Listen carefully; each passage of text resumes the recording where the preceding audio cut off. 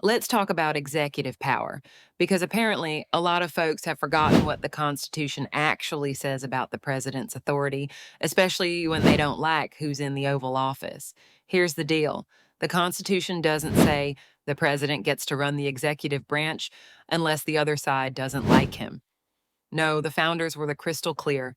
The president is elected to lead the executive branch, hire and fire as needed, and set policy according to the will of the voters. That's literally the job. If you don't like who's president, you vote them out next time. You don't get to tie their hands with unelected bureaucrats or activist judges who think they know better.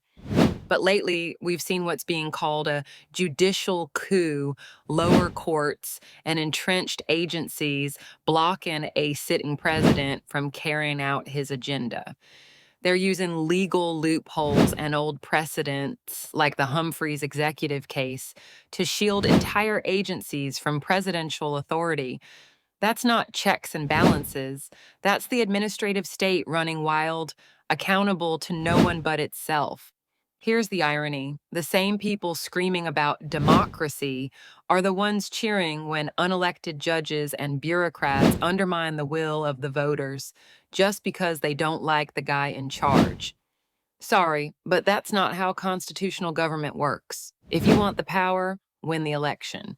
Now, some folks call it a power grab when the president tries to reassert control over the executive branch. But let's be honest, is it really a power grab to do the job you were elected to do?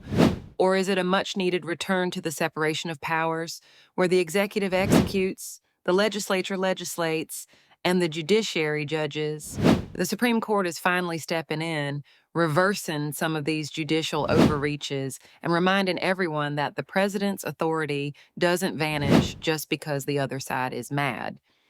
This isn't about Trump, it's about restoring constitutional order so that no branch becomes a dictatorship and the people's voice actually matters. So here's the question: are we witnessing a dangerous power grab, or is this the course correction America desperately needs to get the government back under control? Sound off below. Does the Constitution only matter when your team wins, or is it supposed to protect all of us no matter who's in charge?